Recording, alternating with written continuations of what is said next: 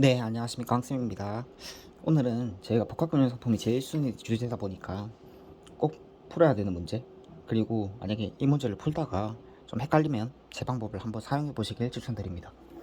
문제 꼭 멈춰서 한번 풀어보시고, 이건 필수입니다. 무조건 풀어낼 수 있어야 돼요. 자, 문제를 한번 제가 풀어보도록 하겠습니다. 네, 끝까지 꼭 시청해 주세요. 이런 문제가 나올 거라고 생각을 합니다. 복합금융 상품이 나오게 되면은 난이도는 상입니다. 세무사 시험 기준으로 복합금융 상품에 해당 문제가 나왔을 때 난이도 상이고, 왜 이 문제를 선정했냐고 하면은 이번에 회계사 시험 기출 문제를 풀어보니까 요거 관련해서 희석 주당익 문제가 나오는 게 있기에 연습서에 없는 연습서도 있지만 해당 문제에 대해서 충분히 물어볼 가능성이 있다고 생각을 합니다. 자, 문제 설명을 드리면 신주수건 부사체예요. 신주수건 부사체고 전형적인 문제죠. 포시이자료 있고 보장 수익률 있고 할증금은 네가 알아서 구해라. 그리고 발행일 당시 시장이자를 써야 되는 거 유의하고, 다만 X2년도 6월 1일 신주주권 부가치가 70%가 행사가 됐습니다. 이 경우 X2년도 회사가 인식할 이자 비용 총액을 구하는 문제죠. 저는 어떤 식으로 풀 거냐면, 우리가 필요한 자료는 그거지 않습니까? 자, 사채 액면 금액과 사채 원금에 대해서는 신주주권 부사채가 행사되든 안 되건 간에 만기까지 무조건 이자 비용을 인식해야 된다는 점, 일단 이론적인 부분이고, 할증금은 반면에 미행사 비율에 대한 이자 비용만 인식한다는 점, 두 가지를 알고 있으면 우리가 필요한 자료가 무엇인지를 쉽게 뽑아낼 수 있겠죠. 그럼 우리는 어떻게 구해야 되느냐? 할증금을 먼저 구할 겁니다. 할증금이 보장률 수익률이 8%이기 때문에 이거는 다들 잘 구하실 거라 생각을 해요.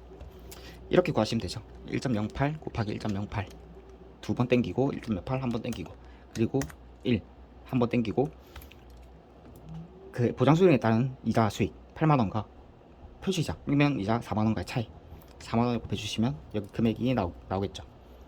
129 856이라는 금액을 먼저 상하할증금에 대한 금액을 적을 겁니다. 두 번째, 이게 첫 번째 문제 순서 푸는 거. 두 번째가 X년도에 대한 이자 비용을 물어보고 있기 때문에 100% 발생하는 사채에 대한 이자 비용을 먼저 구하고 여기 적어줄 겁니다.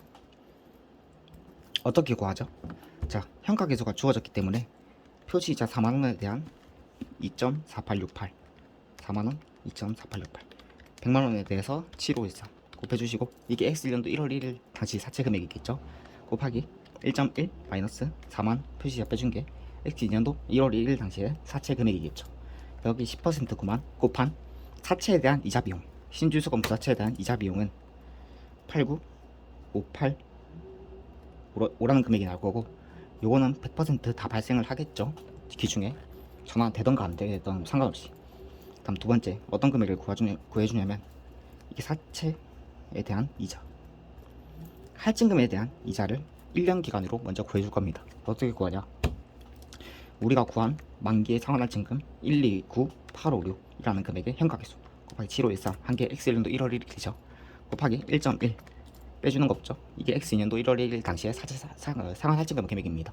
그럼 여기 10%를 곱해주세요. 그 다음에 기간, 전체 기간에 대한 이자 비용을 먼저 기재를 해줍니다. 10731이라는 금액이죠. 반올림에서 2. 그러면 요거를 우리가 첫 번째 해줄 작업은 X년도 1월 1일부터 X년도 행사 전 6월 1일날 행사됐으니까 6월 1일까지의 이자 비용, 그리고 X년도 6월 1일부터 X년도 12월 31일까지 이자 비용으로 나눠주는 작업을 먼저 하세요. 자, 어떻게 해주나요? 전체 이자 비용 1073이라는 부분을 5개월에 대해서 한분을 해주면 4472 라는 금액에 대한 기간 이자가 나올 거고, 그 다음에 10732 곱하기 7개월에 대해서 안분을 해주면 6260이라는 금액이 나올 겁니다.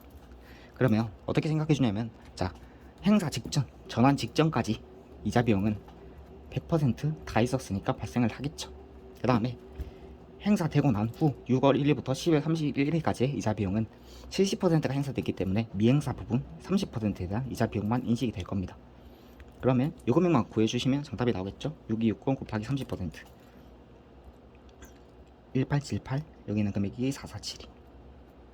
그래서 정답은 처음에 사채에 대한 요 부분에 대한 이자 89585, 89585. 두 번째, 할증금 요 부분에 대한 이자 4472. 그리고 요 부분에 대한 이자